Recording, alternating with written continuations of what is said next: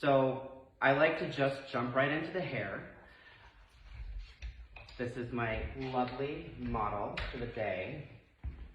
And what I'm going to do for you is talk about how important it is to express ourselves creatively in our work, and how we can do that at the same time with keeping our clients excited and inspired, and also building client loyalty.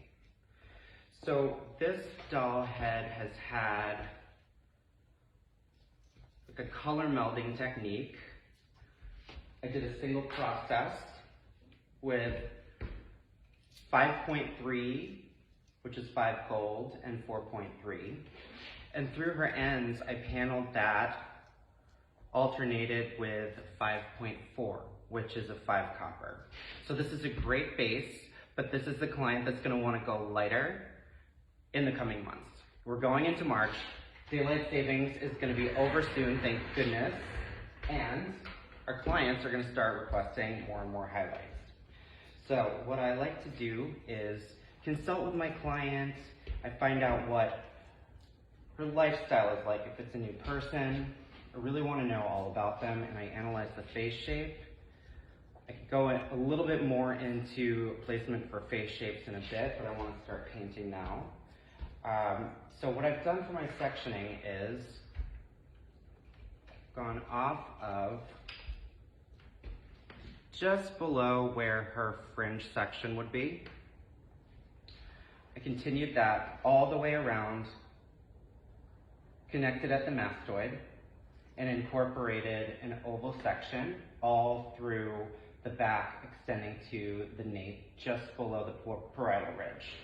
Everything else is clipped up in an oval. Now this is a great way to turn an extended face frame into a full highlight. This type of thing in the salon would probably take me about no more than 30 minutes to complete. It's a great way to build revenue, and clients love balayage. They love to say the word balayage. They love looking sun-kissed and young, and that, we've got like buzzwords and catchphrases when it comes to selling balayage. As far as if you are converting a clientele or you have a new client who comes in asking for balayage, it's just really important that they understand they're not going to have a highlight every half inch all over their head. Consultation is super, super important. And like I said before, I really, really want to know all about my client. On a first time, when someone comes in, I don't like to look at them in the mirror. I like to sit down with them, and I like to find out about them. I want to know everything. I want to know their lifestyle. I want to know, obviously, like what they're doing to their hair, their commitment level, and I want to know when they're going to come back in, what product they're using. Especially important is if her hair is straight when she comes in, does it have texture? Because if she wears it curly half the time, then I'm going to do a different type of a technique than I would if it were straightened all the time. We have an expression at L'Oreal Professionnel, Frenchness. And Frenchness, you know, L'Oreal Professionnel, inventor of hair color, largest cosmetics manufacturer in the world. And it all started in Paris. The guy that invented it, his name was Eugene Schuler, and he was a chemist and a pharmacist, and he created the color line. He created hair color in general for the hairdresser.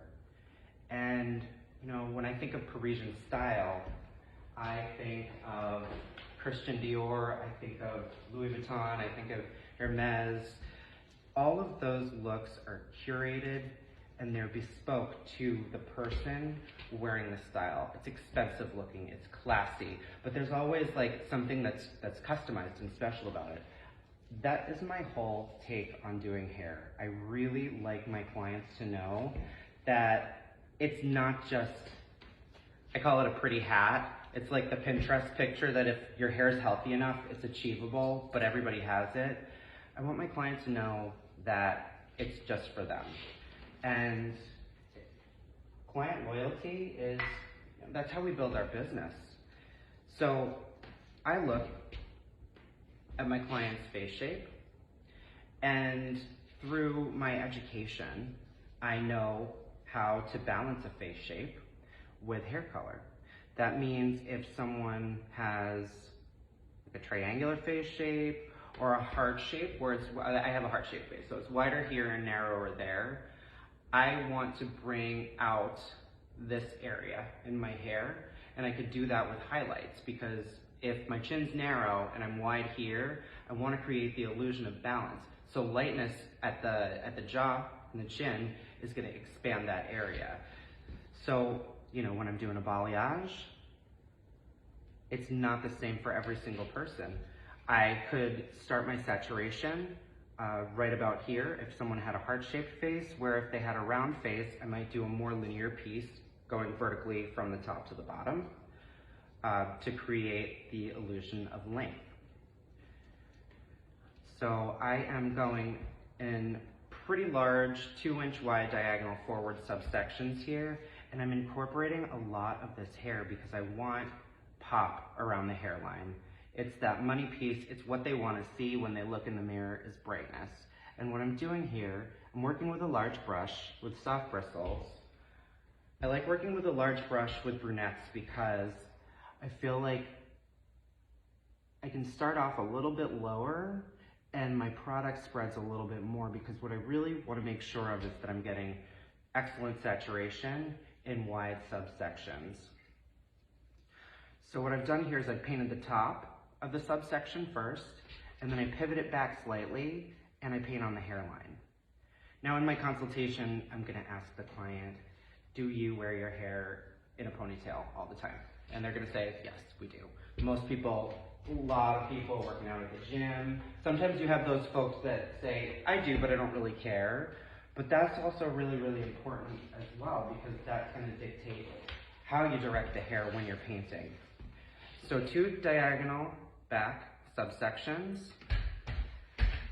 And here I'm going to leave a little bit of negative space. Now negative space, when we say negative space, it's the space between the subsections that are highlighted.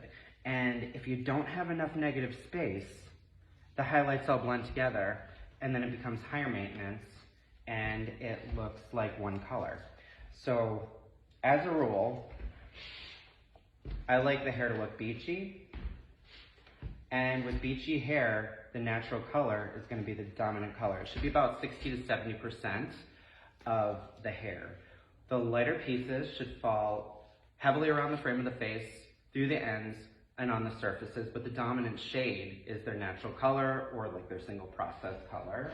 And it's really, really important not to overthink balayage, because when you overthink it, you put too many pieces in.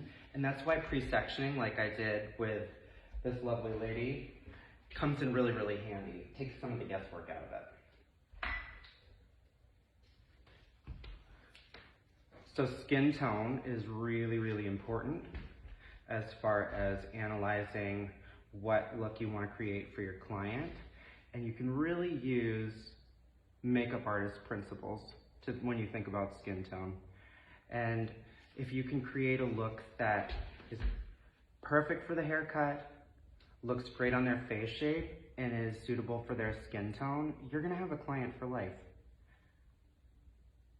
So skin tone, I kind of divide it into 4 categories. I say there's warm and cool, and there are definite things that you can do to determine whether someone's warm or cool. It's a whole kind of a gradient between warm and cool. I mean, there's a lot of people have more of a neutrality, but there's usually some type of a dominant warm or cool. So you've got the tone, warm or cool, just like we have with hair color. And then you have the chroma, which is bright or muted. So you have warm and bright, and warm and muted. And then you have cool and bright and cool and muted. So someone who is warm and bright can wear like a dandelion yellow, or maybe like a periwinkle blue. They could probably wear coral. But someone who's warm and muted is going to be more towards the olive green. So it's with a little bit of gray added to it. Anybody can wear any color. It's just like what is gonna really make their skin tone look the creamiest and what's gonna make it easy for them not to have to alter their makeup a lot. So those are all things that I look at. And I get very transparent with my clients if they ask for a look that I don't think is gonna be suitable for them, you know. Everybody wanted that grayish hair, and now I'm seeing the trend shift back to like warmer golden tones, but it's not suitable for a lot of people. It looks good with people, on people that are usually very cool toned, or maybe very dark olive, but like, I can't wear that color. I need something natural if I'm gonna color my hair. So what I do is, I talk to my clients. I talk to my clients about it, just like a makeup artist might do. We're using all the same principles, and it all comes from the color wheel. So when I highlight, I think about how much I need to lift. Because if I've got someone with, let's say, a level 5 here, and I need her to lift up to a level 7, my target shade's a level 7, and I want it to be cool, I actually have to lift it more like to a level 8, 9, and then I drop it back down with my toner. But Dia Light is like the most perfect product to tone hair. There are so many great choices of toners and glosses for blondes, brunettes. It's a really, really big kind of, L'Oreal has like a very large toolbox of color to choose from. And I find myself never needing to reach out of the line for anything because it's such a vast selection. So I'm up here painting my money piece. Now I've got her center parted. When I do a center part, my money piece is not quite as strong as if I was doing a side part. The reason being is I don't want two big stripes coming out of the front. I just want it to be symmetrical and balanced.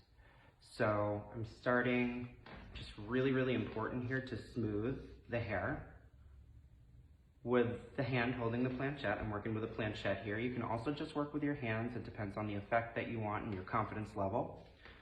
So I'm smoothing. I start painting inch or two away from my connection point and bringing her full connection all around the hairline. And then when I'm happy with the way that looks, I can move on to zone 2. A little closer here. Really, really important thing to remember is the way that balayage looks when it is processing on the hair, it's how it's gonna look when it comes out. So if you don't like how it looks when it's processing, just fix it before you move on. I've been known at least once a week to take out plastic, dig back through a subsection and paint an extra piece. And you can do that if you're careful. But you know, if you're strategic and you're planning and you're really mindful and paying attention to what you're doing, you don't have to do that. You can fix it as you go along. This is like meditation for me. So being mindful in what I do is really, really important to me. So I am putting down my planchette, the bottom third. And I want you guys to see this. When you're working with a planchette, it's the bottom third of the hair that is getting the saturation with the product. I'll talk about the product that I'm using in a little bit, but I just want you to get the idea. It's surface painting through zones 1, which is the top third, zone 2, which is the middle, and full saturation through zone 3.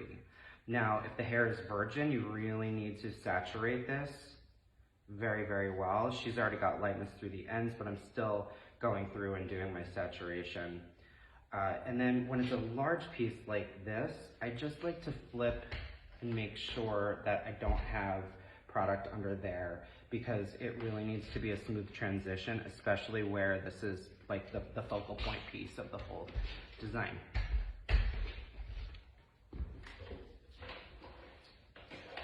And I'm using plastic wrap to separate my subsections. Sometimes I use some cotton in between the sections, just depending. These are pretty large sections, and because I know that my tension and my elevation is correct, I don't feel the need to use cotton, but when I do use it, I use 100% cotton batting. You don't want the stuff with the reinforcement inside, because it just gets annoying. And if it's synthetic cotton, it gets all over the place, including in the sinks. So now if, say, she has very, very long angles in the front. If she had a steeper angle, or like even like a long curtain bang into an angle, I would choose to go diagonally back with her subsection instead. But in this case, I like to mix up my sectioning, so I did a diagonal forward.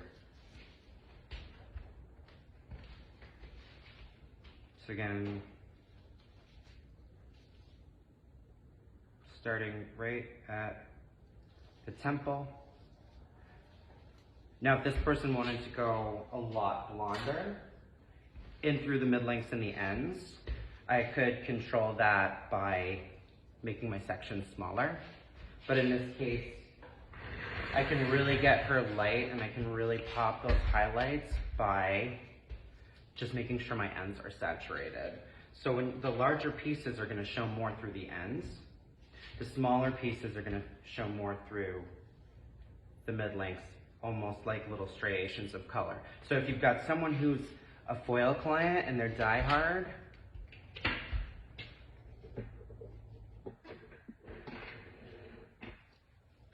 you may want to start them out on their balayage journey by doing single points. And single points are more linear. It's like one little check mark.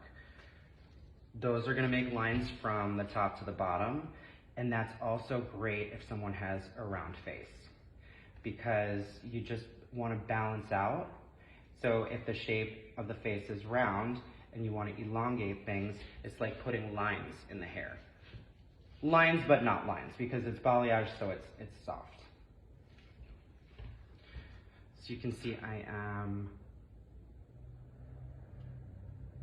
over-directing this hair back, away from the scalp, but I'm taking this entire subsection from the mastoid to the temple. I'm taking it all in one big subsection, and that's really gonna illuminate the perimeter of the hair. Now, if the hair was very fine, the darker shade would look more contrasting with a highlight falling above it. So if the hair was really fine, I might leave out a little veil of depth, so it would create more structure for the hair. Dark looks further away, light looks closer.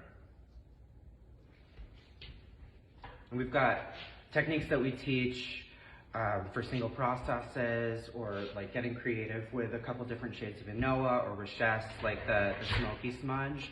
Those techniques are all inspired by makeup trends, like a smoky eye, right? Where you've got the depth in the crease and the light on the lid. It's just so much fun. Like, we're so lucky to have like a fun career. So if you're just joining us, Sebastian Langman, currently L'Oreal professional artist from the USA. I'm here with Hairbrained, and we're just doing some fun French balayage here, and talking about how we can build client loyalty by creating custom works of art for our clients' heads, and doing it through the art of French balayage. So you guys, check this out. As I'm going down the hair, my brush becomes flatter. As I'm going up the hair to create that connection, my brush is up more towards like a 45-degree angle, and that's how I create those little points.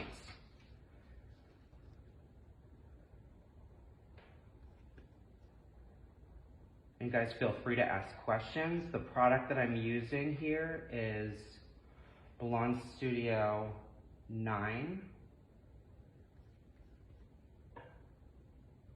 9 levels of lift.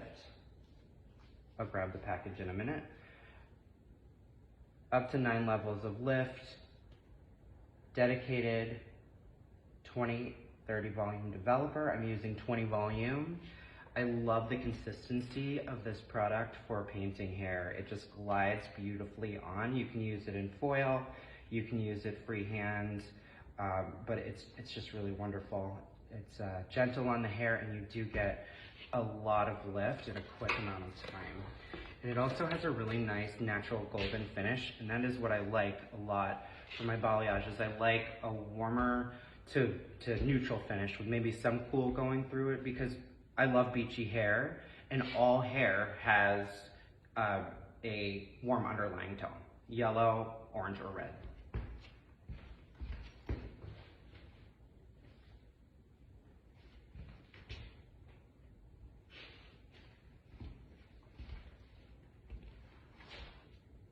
So this is Blonde Studio 9.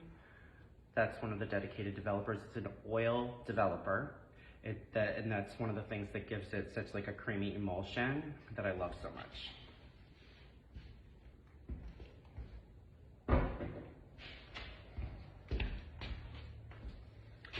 So when I get to above the high recession, I switched my sectioning here to a diagonal back, because really my angles are coming mostly from above that area, and they are diagonal back. So mirroring the pattern in the haircut with my sectioning is something that definitely serves me very well, because it makes the haircut and the color technique marry really beautifully. And no matter how the client wears her hair, if I'm mindful about my placement, it's always gonna look great. So you can see here, I am pulling back away from the face. I'm painting those points softly on the hairline. My brush is angled in, and I'm feathering towards the root. I don't need a super heavy saturation of product at the root, and the reason is because there's heat coming off the scalp.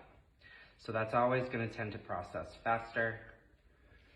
So when I paint a front hairline like this, she could really flip her part around if she wanted to. This is called a three-dimensional piece. And this is when I would use some cotton. I'll take a piece of cotton. After I've painted through the middle, zone 2, I'm gonna place my cotton there. I will rest the hair on top of the cotton. You keep my tension. It's always gonna buckle there. It feels a little bit weird because the hair is buckling over on itself, but because I'm painting from 2 different planes of the head, it's just gonna happen no matter what. I've been teaching this for years, and people always freak out because it looks like something's breaking or it's not neat, but as long as it serves the purpose of creating that 3-dimensional effect, we are good. And we have a strategy for pretty much everything. So what this creates is highlighting 2 different planes of the head at once and leaving a nice little nugget of negative space all through zones 1 and 2. And you can see it if you look at this piece with all of that saturation through the ends. And if you think about it, what happens with hair at the beach? Like 1 summer, a few highlights. 2 summers, more highlights layered over the ends, so it's always going to be lighter through the ends with softer saturation through the top.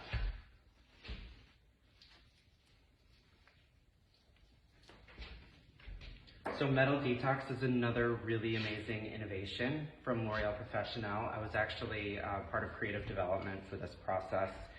And this company it's just so amazing. The technology that I went into the labs, I got to actually mix the product myself. I had nothing to do with the science behind it, but I still got to mix it. I think it was more photo op.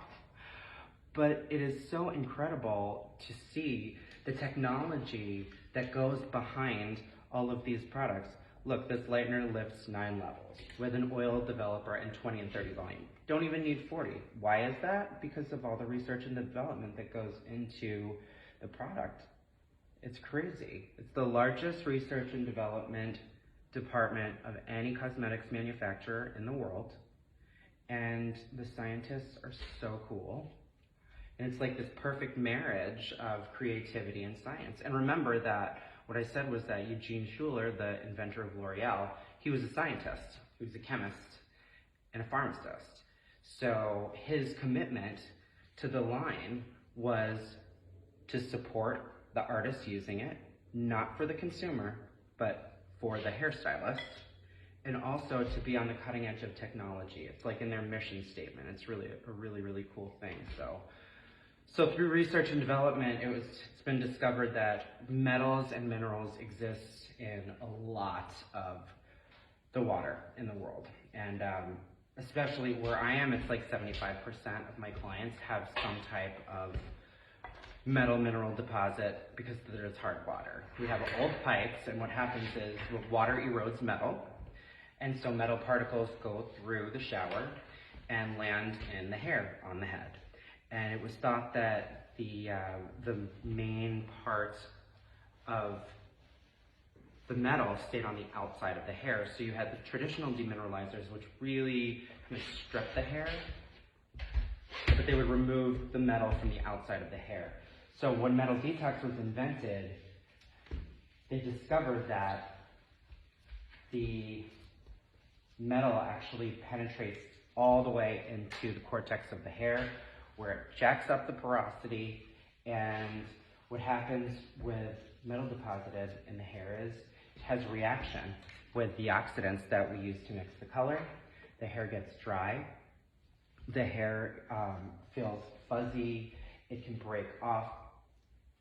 It can turn funny colors. It's very unpredictable as far as the reaction, especially to toners go. And so metal detox gives me 100% reliable color results every single time, so I can be even more creative with my color techniques. So I'm using it on like almost everybody, and I'm going to show you guys the application on a doll head that I have in a minute. It's so fast and so easy, adds no additional time to the service, and the results are like very obvious on the first go around. So people love it. People love it. So within the salon, you've got your pre-treatment, which I'm going to show you. It gets sprayed in the dry hair when the client comes in. It's not super saturated, so what happens is you use a small amount of it, really work it through the hair. It goes a long way. By the time you come back with your color mixed, it's like ready to go, all dried up. It gives the hair a texture that is almost like a beach spray, but like when it comes to how I do my pre-sectioning, or if you're doing teasy lights or anything like that, it gives it a really nice pliancy that makes it very workable for the colorist. And then once the color is processed and on the hair, like she's got metal detox on her already, she'll be ready to go. It gets washed out with the cleanser for metal detox, which is also available for retail purchase. That it cleanses out and purifies the hair. It smells amazing. It is not a traditional clarifying shampoo that's drying. It's a very moisturizing, sulfate-free formula. Smells like, that's my favorite part. It smells so gorgeous. And then it's followed by one of two conditioning treatments, a mask, which is also available for purchase, and a really unique product called Care, which is a clear conditioner that lathers for fine hair or thinning hair. It's super lightweight, but it is really great at detangling the hair. And it's unusual because the shampoo is creamy and the conditioner is clear. So once you get used to that, it's so wonderful. You can layer the two products on top of each other. It's very customizable. You can make it into, like if your client wants like a luxury experience, you can totally leave the mask on for, 15 minutes, wrap them in a towel, sing them a lullaby at the sink, but it's not necessary if they need to get in and out quick, which we're busy people. It's like, it doesn't add any time. It adds the same time that like Fusio dose or in-salon treatment would. So now I've just grabbed the entire perimeter here. Left a few little hairs out in between, but I really want to illuminate the perimeter of the hair. And this is great. This is how I would paint a brunette. A blonde, I might pick up the back and paint the underneath of it, but with brunettes, I don't necessarily want to see big pops of color coming up when they have a ponytail in. But this, I have seen so many people walking around getting partial highlight, partial highlight, partial highlight, and eventually if you don't do enough fulls, it's a color mullet. And that's when it's a different color underneath in the back and a brighter color in the front. Pet peeve. So I'm always making sure that my color is looking fly and balanced. And now the top here, you know, we could, if I was doing like that, I would consider a partial. My partial is not necessarily just on the surfaces, it's just where it needs to be. It's anything that's not a full. But if I turn it into a full, I'll show you here what I do. Let me show you a different method that could be used. Let's say if I wanted a super soft highlight to the ends, but maybe I had a virgin head of hair, or I had someone with color buildup. I actually just like to work it through with my hands. I'll apply it. You can apply it a little bit closer up to the front. A lot of dry brushing. Now, dry brushing is not going to give you as much lift as like a wetter application would, where you can't see the hair through the product. But dry brushing is going to release more warmth. So if you have someone that wants like different shades of caramel, or you know they want that like tortoiseshell look, it's perfect for them. You don't have to use more than one color. You can change that up by altering your saturation. So I paint the whole surface of the piece, and then I just go through my hand with my hands, and I really work this. If someone wants a lighter look and I want to saturate further up, that's going to make them lighter and brighter. I can do that. Just really want to make sure that I'm working this with my hands. Needless to say, use gloves. This is great for textured hair and curl, because curl, especially when you've got your extremely curly hair or coiled hair, if you don't put enough in, it completely disappears.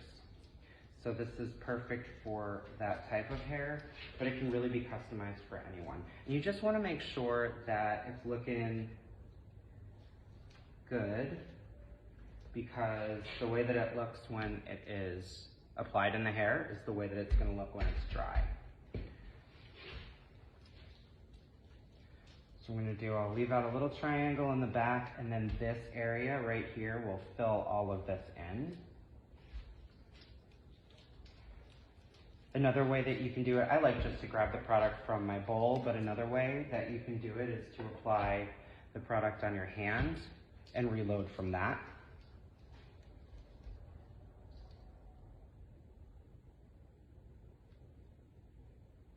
So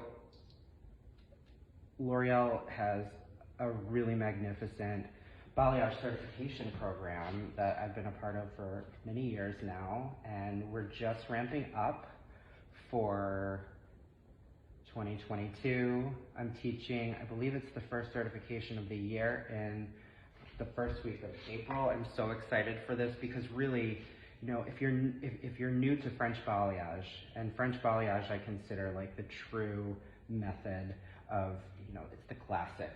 If you're really, really thinking about your sections, you are really customizing. If you're new to that, the certification is going to give you all the foundational information you could ever need to be an incredible balayage artist. I mean, we pack a lot into several days, but by the time you leave, you are really well equipped, at least to start, providing that you practice, because if you don't practice something that you learn, you forget it. I've seen a million different techniques that I thought were going to be fantastic, and I couldn't wait to use them on a client, and I just didn't do it within the first week, and then I forgot it. So you should grab a mannequin head, practice this stuff.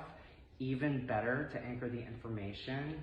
If you see this and you like it, tell someone, show someone how to do it. If you have assistants working in your salon, if you're an assistant and you have a mentor, show them. I love that. I work with assistants all the time and I love it when they show me things.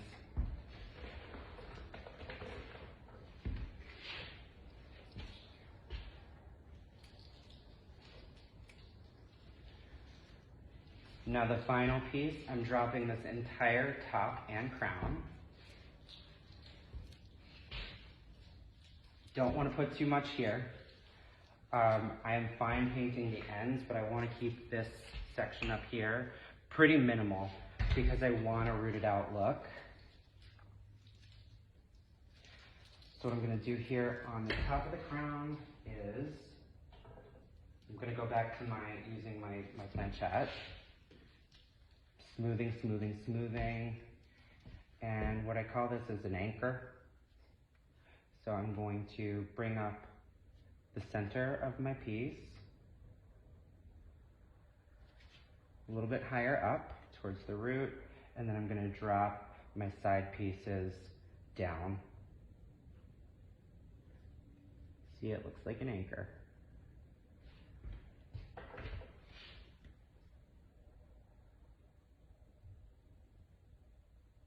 So it's like a W, but the top piece comes way further up, which is just going to give like a little flicker of illumination where the split happens. And it's really important, you know, when you're sectioning and when you're applying, to think about the crown as a vital part of the color design, because that's the part I feel like kind of makes or breaks the look. Because if you've got someone, I'm in airports constantly, so I'm always standing behind people in line and I'm like judging. I'm like, oh my God, I just would have put like a few less foils there, or a little bit finer. I don't mean to judge, but we're hairdressers and we're discerning. We're artists.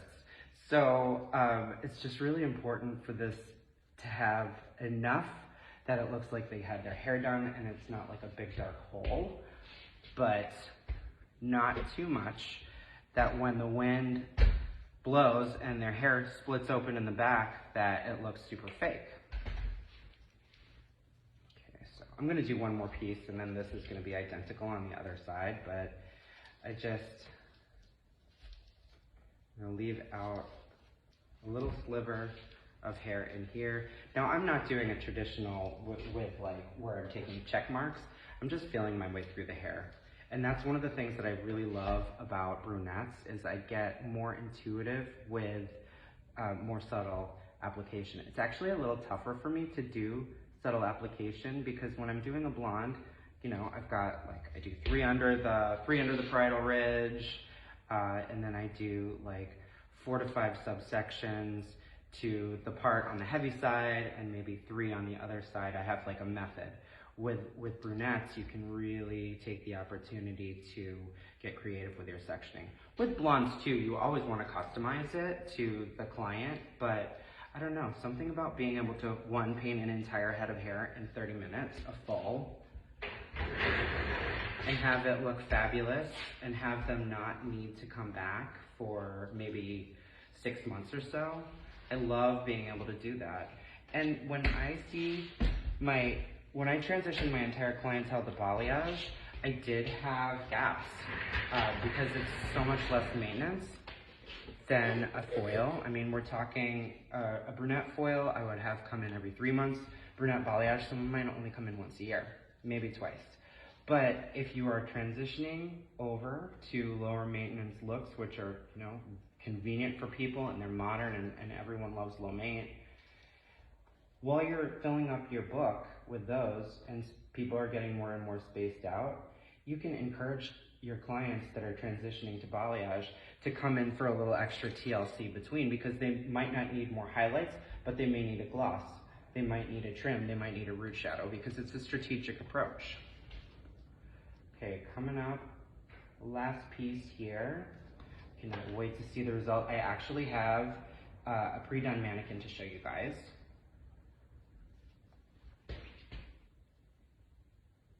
I'm just coming down here, saturating, and so I started at 45-degree angle from the scalp. That gives me maximum tension towards the root, and I bring it all the way down, and by the time I get through the ends, I'm usually dropping that down to the natural fall of the hair. Okay, so let me show you. and what the top of this looks like, because it is a balanced look. I love looking at processing balayage. It's kind of a little bit like artistic, and it's just fun. And the most fun part is when you pull out the plastic at the sink and you can see all the pieces and how they're gonna fall. So let me show you.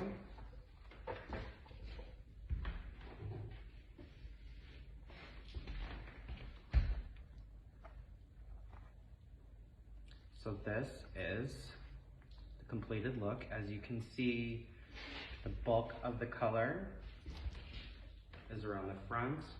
But when you move it around, you can see all of that dimension coming from the interior. That's because I took such large pieces.